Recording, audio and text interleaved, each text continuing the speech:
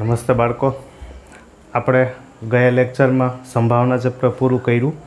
હવે આપણે એના પછી 5મું ચેપ્ટર શરૂ કરીએ છીએ, સમાંતર શ્રેણી. સમાંતર શ્રેણી બોર્ડમાં 4 માર્કનું પૂછાય. હવે 4 માર્કમાં એક માર્કનો પ્રશ્ન હોય અને એક 3 માર્કનો દાખલો હોય, અથવા 2 માર્કમાં પણ પૂછી શકે. પણ આપણે ધ્યાન રાખવાનું કે ટોટલ 4 માર્કનું એનું બોર્ડમાં વેઇટેજ છે. હવે સમાંતર શ્રેણી, તો પહેલો શબ્દ છે શ્રેણી. શ્રેણી એટલે શું? તો કે શ્રેણી એટલે કોઈ પણ સંખ્યાઓ હોય, તો ગણિતમાં આપણે સંખ્યાઓની જ વાત આવે, એટલે સંખ્યાઓની એક ચોક્કસ પ્રકારની ગોઠવણી, ચોક્કસ પ્રકારની ગોઠવણી એને શ્રેણી કહેવાય, જેને આપણે ઇંગ્લિશમાં સિરીઝ બોલતા હોઈએ.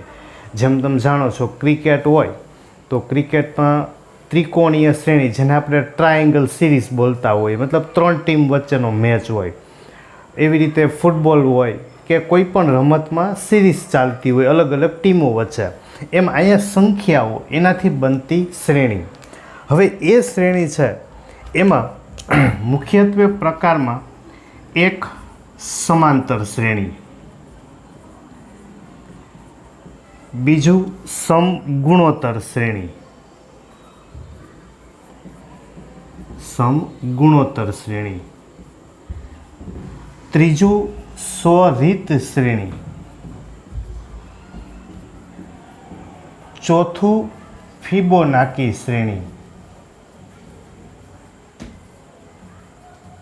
તો આવા મેં 4 પ્રકાર શ્રેણીના લખેલા છે: સમાંતર, સમગુણોત્તર, સ્વરીત અને ફિબોનાકી.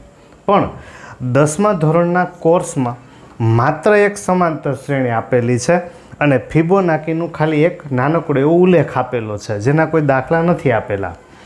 આ 2 સમગુણોત્તર અને સ્વરીત છે એ તમે 11મા ધોરણમાં 12મા ધોરણમાં જ્યારે આવશો ત્યારે તમારે એ ગ્રુપ રાખેલું હોય તો એમાં તમારે આનો ઉપયોગ આવે. 11મા ધોરણમાં એક ચેપ્ટર છે શ્રેણી અને સેઢી, તો એનું આ ટોપિક છે સમગુણોત્તર અને સ્વરીત. જો તમારી જોવું હોય તો તમને નહીં મળે એવું નથી, મળશે તો ખરા. તો આ મારી જ યુટ્યુબમાં જ 11-12 સાયન્સની એક ચેનલ, એમાં તમને બધા જ ચેપ્ટર ઉપલબ્ધ છે જ, તમે એમાં જોઈ શકો છો.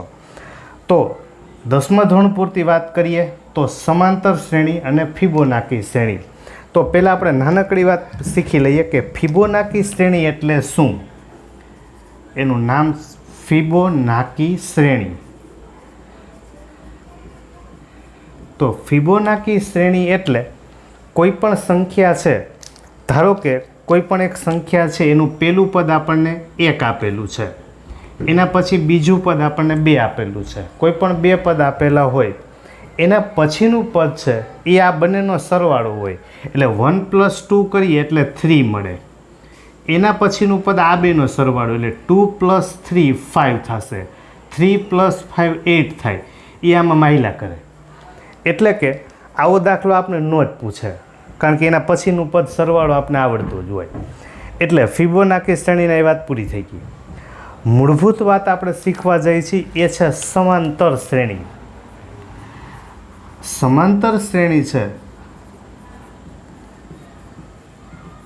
જેમાંથી જ આપણે દાખલો હોય. સમાંતર શ્રેણી એટલે કેવી શ્રેણી? તો કે જે શ્રેણીના ક્રમિક 2 પદ, જે શ્રેણીના ક્રમિક 2 પદ વચ્ચેનો તફાવત અચળ રહેતો હોય. અચળ એટલે કે તફાવત છે એ બદલાવો જોઈએ નહીં. જો તફાવત અચળ રહેતો હોય તો એવી શ્રેણીને આપણે કહેશું સમાંતર શ્રેણી. તો જે શ્રેણીના, શ્રેણી એટલે સંખ્યાઓની ગોઠવણી, પણ ક્રમિક 2 પદ, એક પછી બીજું પદ, બીજા પછી ત્રીજું પદ, એની વચ્ચેનો તફાવત એટલે કે બાદબાકી એ અચળ હોવી જોઈએ. ધારો કે આપણે એક ઉદાહરણ લખીએ. માનો કે આમ લખું 2 4 6 8 10, એટલે આ તો ચાલ્યા જ કરે. તો મેં પહેલું પદ લખ્યું છે 2, પછી લખ્યા 4, 6, 8, 10, એટલે આ બધાને શેનાથી ખબર પડે બધાને 2 2 વધતા જાય છે. તો આપણે તફાવત એટલે બાદબાકી. સમાંતર શ્રેણીમાં બાદબાકી આપણે પહેલું પદ છે, પહેલું પદ 2, એને આપણે T1 કહેશું, T1, અથવા તો તમે એને A1 પણ કહી શકો. પહેલું પદ છે, પહેલું પદ એને A વડે દર્શાવાય. T મતલબ ટર્મ, પહેલું પદ. જો બીજું પદ હોય તો એને આપણે A2 કહેશું. જો ત્રીજું પદ હોય તો A3 કહેશું. આવી રીતે અલગ અલગ પદ આપને મળતા જાય. હવે પહેલું પદ છે, પહેલું પદ A1, બીજું પદ છે A2. તો આ ક્રમિક 2 પદ, પહેલું, બીજું, ત્રીજું, ચોથું, પાંચમું, આવા ક્રમિક પદ છે. એની વચ્ચેનો આપણે તફાવત, એ તફાવતને કહેશું આપણે સામાન્ય તફાવત. શું કહેશું આપણે એને? સામાન્ય તફાવત, જેની સંજ્ઞા છે D. D મતલબ 2 વચ્ચેનું અંતર છે, 2 વચ્ચેનું ડિસ્ટન્સ છે. તો એ આપણે મેળવી શકીએ. તો D માટે આપણે સૂત્ર યાદ રાખશું કે બીજું પદ છે, બીજું પદ A2 માઇનસ A1. બીજું પદ, એમાંથી આપણે કયું પદ બાદ કરશું? પહેલું. ફરીથી બીજામાંથી પહેલું બાદ કરવાનું, ત્રીજામાંથી બીજું બાદ થાય. A3 માઇનસ A2 લખાય, A4 માઇનસ A3 લખાય. આ દરેક વખતે સમાન આવતા હોય. સામાન્ય તફાવત દરેક વખતે સમાન રહેવો જોઈએ, તો જ આપણે એને કહેશું સમાંતર શ્રેણી. તો ફરીથી વ્યાખ્યા ઉપર નજર કરીએ. જે શ્રેણીના ક્રમિક 2 પદ, આ ક્રમિક 2 પદ વચ્ચેનો તફાવત એટલે કે બાદબાકી, 4માંથી 2 બાદ કરો 2, 6માંથી 2, 6માંથી 4 બાદ કરો 2, 8માંથી 6 ગયા 2, 10માંથી 8 ગયા 2, તો બધી વખતે તફાવત સમાન છે. તો એ સામાન્ય તફાવત એક સરખો રહીએ, અચળ રહીએ, તો એને આપણે કહેશું સમાંતર શ્રેણી. તો આ વાત થઈ સમાંતર શ્રેણી કોને કહેવાય, કયા પદ વડે દર્શાવાય. એમ આપણે શ્રેણી કોઈ પણ લખતા જઈએ. દાખલા તરીકે અહીં ઉપર લખેલું છે, એમ કરતાં કરતાં અહીંયા આપણને કોઈ પણ છેલ્લું પદ મળતું હોય. પહેલું પદ છે, પહેલું પદ, પ્રથમ પદ, જેને આપણે A1 કહેવાય અથવા તો A કહેશું. બીજું પદ છે, બીજું પદ, જેને આપણે A2 કહેશું. ત્રીજું પદ થાય એને આપણે A3 કહેશું. એમ આપણે આગળ જતા જશું એમ સૌથી છેલ્લું પદ, સૌથી છેલ્લું એટલે કે અંતિમ પદ, સૌથી છેલ્લું અંતિમ પદ, જેને આપણે AN કહેશું. AN એટલે કે Nમું પદ. જ્યાં શ્રેણી પૂરી થાય, પહેલું, બીજું, ત્રીજું, ચોથું, એમ કરતાં કરતાં N સુધી જઈએ છીએ. તો સૌથી છેલ્લું એટલે કે અંતિમ પદ, એને આપણે દર્શાવશું AN. AN એટલે કેટલામું પદ થશે? તો કે Nમું પદ.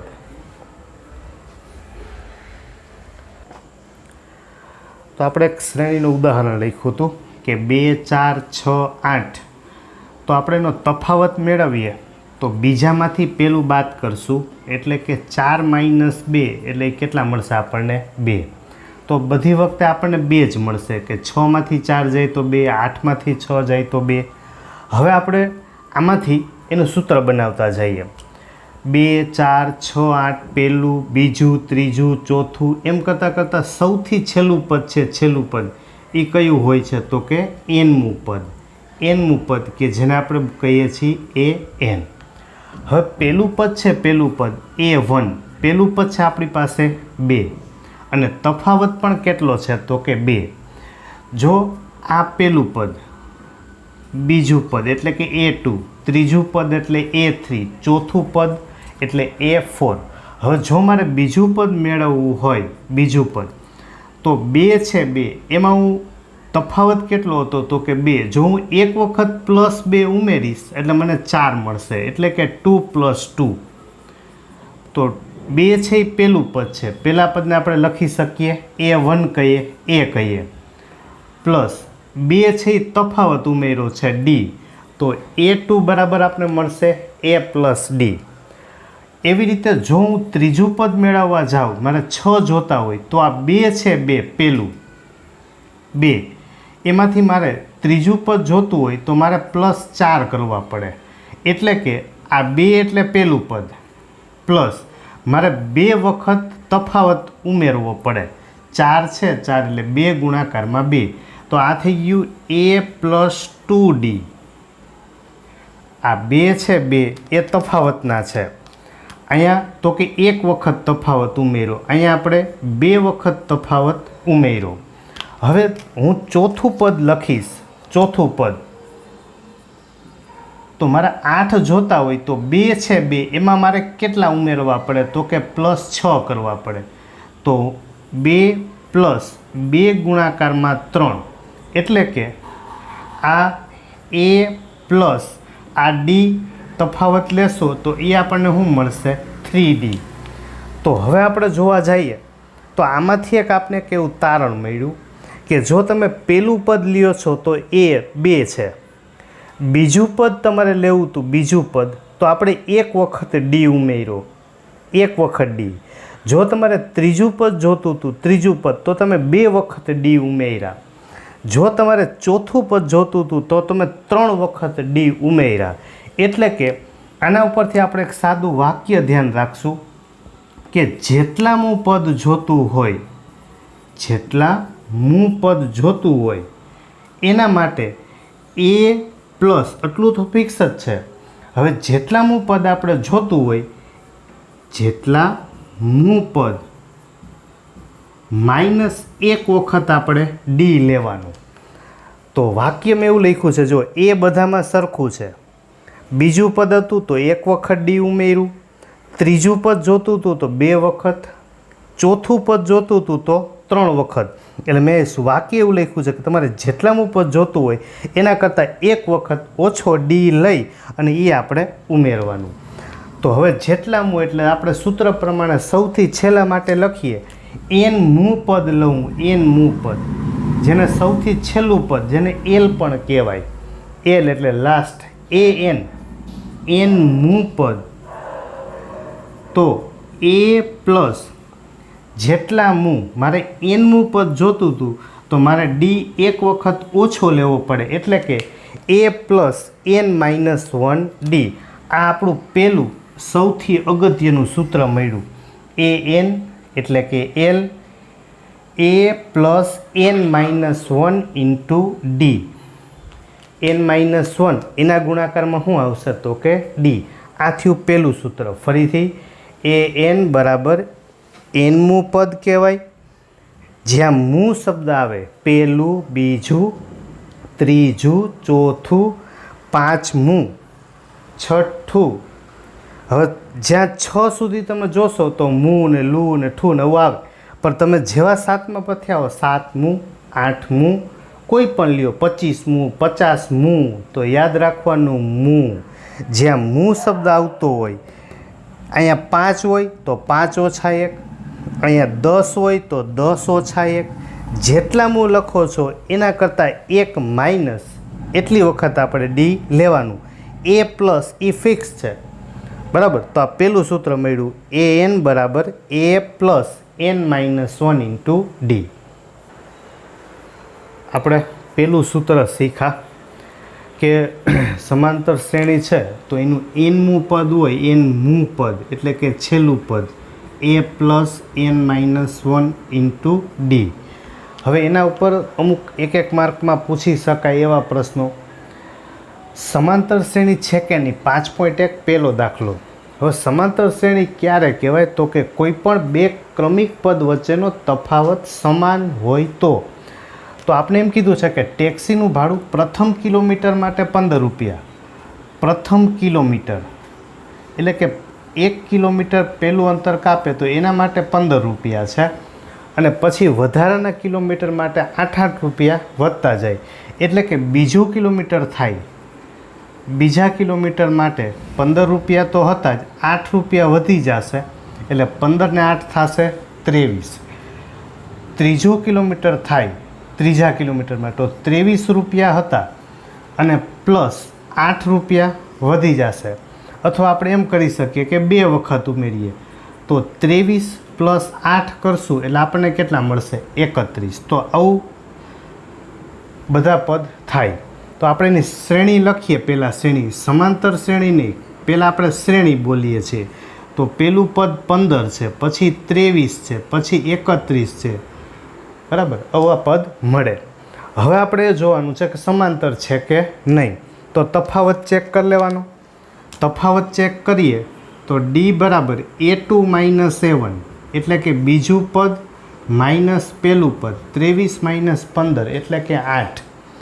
A3 - A2 ત્રીજું પદ છે 31 - 23 એટલે કેટલા થાય? 8. તો બંને તફાવત જો અહીંયા સમાન છે. તો જેના ક્રમિક પદ વચ્ચેનો તફાવત સમાન હોય તો આમાં આપણે જવાબ લખી શકીએ કે સમાંતર શ્રેણી છે. સમાંતર શ્રેણી છે એવું આપણે કહી શકીએ. બીજું, નળાકારમાં રહેલ હવાનું પ્રમાણ, એક નળાકાર છે એમાં હવા ભરેલી છે, એ હવાનું જેટલું પ્રમાણ છે એમ કહે છે કે હવા કાઢવાના પંપ દ્વારા દર વખતે નળાકારની બાકી રહેલ હવાનો 1/4 ભાગ બહાર કાઢે છે. એટલે એક નળાકારમાં હવા છે, પંપ દ્વારા જેટલી હવા હોય એનો ચોથો ભાગ બહાર નીકળી જાય.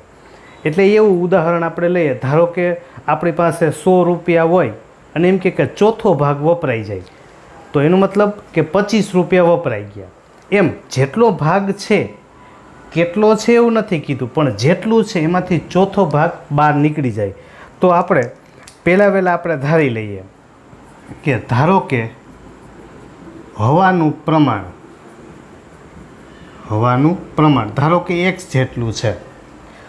હવે એનો ચોથો ભાગ બહાર નીકળશે એટલે પહેલાં x જેટલી હવા હતી અને એમાંથી એટલે બાદ થશે જેટલી હવા હતી એનો ચોથો ભાગ. હવે આ એક્સના છેદમાં કાંઈ ના હોય તો એક આપણે લસા લઈએ.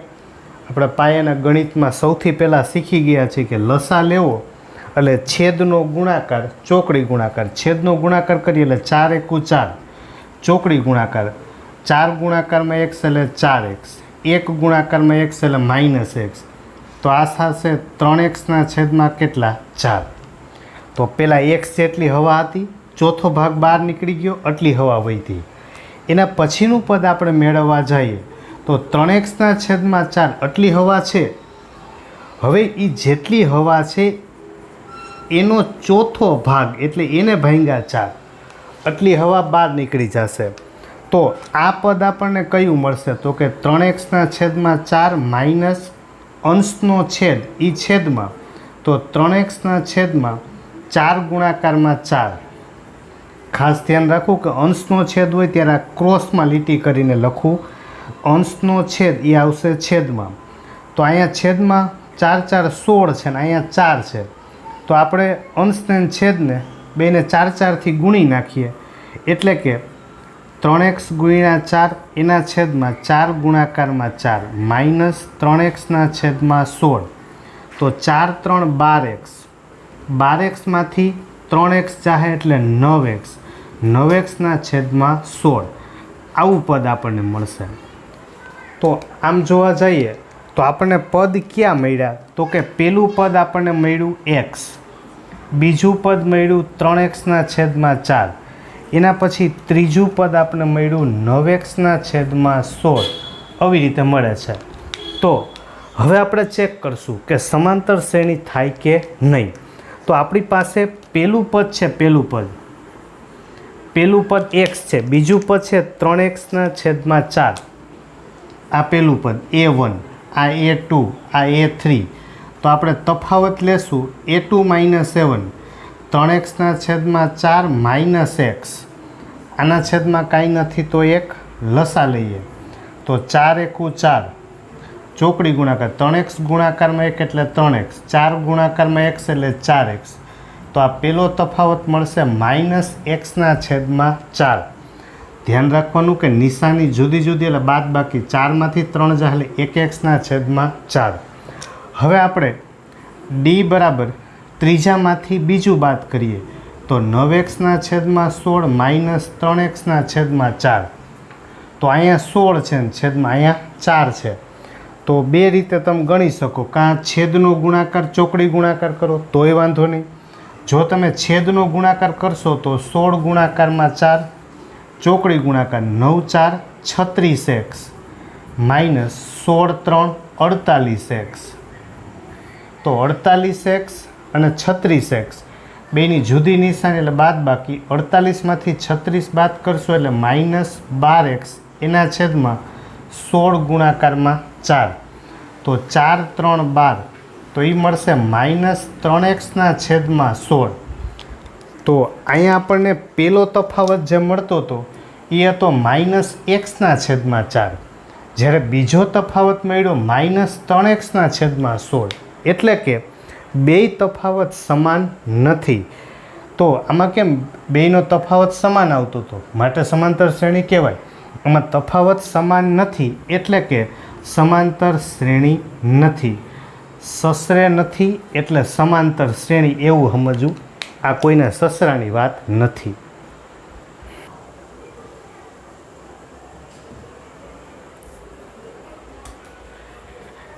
એના પછી ત્રીજો ગણીએ કે પ્રત્યેક મીટરના ખોદકામ બાદ એક કૂવો ખોદવા માટે લાગતો ખર્ચ પ્રથમ મીટરના 150 અને પછી પ્રત્યેક મીટર દીઠ 50 રૂપિયા વધતો જાય. તો જેમ હમણાં ભાડા માટેનો દાખલો હતો રિક્ષા ભાડું, એવી જ રીતે અહીંયા ખોદકામ માટે છે. તો આ તમને આવડી જાય એવો છે કે પહેલા મીટરના 150 રૂપિયા છે આ પહેલા મીટર માટે, પછી પ્રત્યેક માટે 50 રૂપિયા વધતા જાય એટલે 150 પ્લસ 50 એટલે એ થશે 200. એના પછી લેવા જઈએ તો 200 પાછા 50 રૂપિયા વધશે એટલે 250 થશે. તો આમ આપણે પદ જોવા જઈએ તો પહેલું પદ 150, બીજું પદ છે 200, પછી 250, બરાબર. આવી રીતે આપણે શ્રેણી મળે. તો આપણે જોઈ શકીએ છીએ કે બીજામાંથી તમે પહેલું પદ બાદ કરો, 200માંથી 150 બાદ કરો એટલે 50, 250માંથી 200 બાદ કરશો એટલે 50. તો બંને વખતે તફાવત સમાન છે. જો તફાવત સમાન હોય તો આપણે એમ કહી શકીએ કે સમાંતર શ્રેણી છે. સમાંતર શ્રેણી છે. એના પછી ચોથામાં એવું કીધું છે કે 8% વાર્ષિક ચક્રવૃદ્ધિ દર, 8% ચક્રવૃદ્ધિ દરથી, ચક્રવૃદ્ધિ વ્યાજથી શરૂઆતની રકમ 10,000 રૂપિયા મૂકેલ હોય. શરૂઆતમાં આપણી પાસે 10,000 રૂપિયા છે તો દર વર્ષે ખાતામાં જમા થતી રકમ, દર વર્ષે ખાતામાં જમા થતી રકમ એવું આપણે જોવું છે. તો અહીંયા ચક્રવૃદ્ધિ વ્યાજ છે. તો ચક્રવૃદ્ધિ વ્યાજ એટલે આપણે જાણીએ છીએ કે વ્યાજનું વ્યાજ. તો આપણે બે રીતે ગણી શકીએ, સાદું વ્યાજ લઈ અને પછી એમાંથી વ્યાજનું વ્યાજ ગણીએ, અથવા ડાયરેક્ટ આપણે ચક્રવૃદ્ધિ વ્યાજનું સૂત્ર મૂકી શકીએ. જો આપણે સાદા વ્યાજથી ગણવા જઈએ તો વ્યાજનું સૂત્ર આપણી પાસે છે કે I બરાબર PRN છેદમાં 100. તો P એટલે રૂપિયા, રૂપિયા આપણી પાસે છે 10,000, R એટલે વ્યાજનો દર 8, N એટલે પહેલું વર્ષ એના છેદમાં 100, બરાબર. આ બે 0 ગયા, 8 એટલે આ થશે 800 રૂપિયા. આટલું આપણને વ્યાજ મળ્યું, બરાબર. તો આપણે એમ કીધું ખાતામાં જમા થતી રકમ 10,000 તો હતા જ, 800 રૂપિયા મળ્યા. એટલે પ્રથમ વર્ષને અંતે જોવા જઈએ, પ્રથમ વર્ષને અંતે જમા થતી રકમ કેટલી? તો કે 10,000 પ્લસ 800 એટલે આપણી પાસે ખાતામાં થશે 10,800 રૂપિયા જમા. આ પહેલા વર્ષ માટે. હવે એના પછીના બીજા વર્ષ માટે આપણે ગણતરી કરીએ. તો બીજા વર્ષ માટે ગણતરી કરવા જાશું તો પાછું એ જ સૂત્ર મૂકીએ, I બરાબર PRN છેદમાં 100. તો P એટલે રૂપિયા. હવે આપણી પાસે ખાતામાં રૂપિયા છે 10,800, R બરાબર 8, N બરાબર 1 એના છેદમાં 100. તો ફરી પાછા બે 0 ગયા. તો 108 એના ગુણાકારમાં 8, 100 ગુણાકારમાં 8 કરશો એટલે 800, 8 8 64 એટલે આ થશે 864 રૂપિયા. આટલું વ્યાજ મળ્યું. તો બીજા વર્ષને અંતે ખાતામાં જમા થતી રકમ કેટલી? તો કે આપણી પાસે 10,800 રૂપિયા તો હતા જ, અને પ્લસ 864 રૂપિયા વ્યાજ મળ્યું. તો આનો આપણે સરવાળો કરીએ તો 0 + 4 એટલે 4, 0 + 6 કરો એટલે 6, 8 ને 8 16, વધી પડી 1 એટલે આ થશે કેટલા? 11,664 રૂપિયા આવું મળ્યું. બરાબર. તો આમાં આપણે જોવા જઈએ તો પહેલાં આપણી પાસે કેટલા હતા? તો કે 10,000 પહેલું પદ. આમાં આપણને કીધું છે ખાતામાં જમા થતી રકમ, તો 10,800, પછી થયા 11,664. તો જો આપણે તફાવત મેળવીએ ડી બરાબર A2 - A1 કરીએ તો 10,800 માઇનસ 10,000 તો કેટલા રૂપિયા થાય? તો કે 800 રૂપિયા. જો આપણે તફાવત A3 - A2 કરીએ તો ત્રીજું પદ છે 11,664, એમાંથી બીજું પદ 10,800 રૂપિયા આપણે બાદ કરીએ તો 4 - 0 એટલે આ 4, 6માંથી 0 ગયા એટલે 6, અહીંયા થશે ત્રીજો આંકડા પ્રમાણે જોવા જાવ તો 16, 16માંથી 8 ગયા એટલે કેટલા વધશે? 8. બરાબર. તો એ વધશે કેટલા રૂપિયા? તો કે 864 રૂપિયા. હવે તો કે પહેલો તફાવત છે 800 રૂપિયા અને બીજો તફાવત કેટલો મળ્યો? તો કે 864 રૂપિયા. તો આમાં જોઈ શકાય કે બે તફાવત સમાન નથી. જો તફાવત સમાન નથી બંને, તો આપણે એવું કહી શકીએ કે સમાંતર શ્રેણી નથી. બરાબર. તો આવા તમને જાત જાતના પ્રશ્નો બનાવી શકાય કે તફાવત જ પહેલાં 3 પદ જોઈ લ્યો, 3 પદ હજી તમે ત્રીજા વર્ષના અંતે ગોતી શકો. બરાબર. તો જમા થતી રકમ મેળવી લ્યો, 3 પદ જોઈ લ્યો, બબે વચ્ચેનો તફાવત એ સમાન ના થાય તો સમાંતર શ્રેણી નથી. ભાડા માટે પૂછે, ખોદકામ માટે પૂછે, વ્યાજ માટે પૂછે, આવા ઘણા બધા પ્રકારના પ્રશ્નો બનાવી શકાય.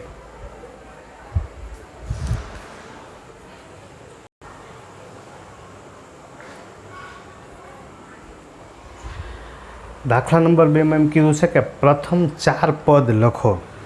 હવે પહેલાં 4 પદ કીધા છે, એ અને ડી આપણને આપેલા છે. આમાં 5 દાખલા છે, એકાદો આપણે ગણી જોઈએ. તો પહેલાં 4 પદ લખવાના છે. તો પહેલું પદ તો આપણને આપેલું જ છે એ અથવા A1. આપણે બીજું પદ લખશું આ એ અથવા A1. A1 પહેલું પદ આપણી પાસે છે 10. આપણે બીજું પદ જોતું હોય તો A + D આપણે કેટલા લેશું? 1. સૂત્રમાં શીખા છીએ જેટલાનું પદ હોય એના કરતાં 1 D ઓછો લેવાનો. 2 છે અહીંયા તો 1 વખત D લેશું. તો 10 + 10 એટલે એ થશે 20. ત્રીજું પદ જોતું હોય તો A + 2D. ત્રીજું પદ તો અહીંયા 2 વખત D લેશું. તો 10 + D બરાબર 10 લઈએ તો 10 × 2 = 20, 20 ને 10 30. ચોથું પદ જોતું હોય તો A + 3D. A બરાબર 10, D બરાબર 10 × 3 = 30 એટલે આ થશે 40. બરાબર. ખાલી એટલા પૂરતું જ શીખવાનું છે કે જેટલાનું પદ લઈએ એના કરતાં 1 D ઓછો લેવાનું. હવે પ્રેક્ટિસ માટે 4 દાખલા છે, તમે વિડીયો જોતા જશો અને રકમ લખી દાખલા સોલ્વ કરી શકાય. એવું આમાં એમ છે કે પહેલું પદ લખવાનું અને સામાન્ય તફાવત મેળવો. તફાવત બીજામાંથી પહેલાંને બાદ કરવાનું. તો એ પણ બહુ સહેલા પ્રશ્નો છે કે પહેલું પદ છે, પહેલું પદ A1 કહીએ અથવા A કહીએ, એ આપણી પાસે છે 3. તફાવત લખવો છે D, તો D બરાબર A2 - A1. A2 એટલે બીજું પદ, બીજું પદ છે આપણી પાસે 1, પહેલું પદ છે 3, તો 1 - 3 એટલે એ થશે -2. એટલું જ કામ છે કે બીજામાંથી પહેલાંને બાદ કરવાનું છે. જો અહીંયા પહેલું પદ તો -5 છે જ. જો આપણે આમાં D મેળવવા જઈએ તો બીજું પદ છે -1, એમાંથી આપણે પહેલું પદ છે -5, એને આપણે બાદ કરશું. કાઉન્સ કરવાની ટેવ રાખવાની જ. તો -1 - +5 એટલે 5 - 1 એટલે કેટલા થશે? 4. એવી રીતે બીજામાંથી આમાં પહેલું પદ બાદ કરશો તો 5 - 1 એટલે 4, 4/3 થશે. એવી રીતે આમાં 1.7 એમાંથી 0.6 બાદ કરી દો તો એ મળશે આપણને 1.1.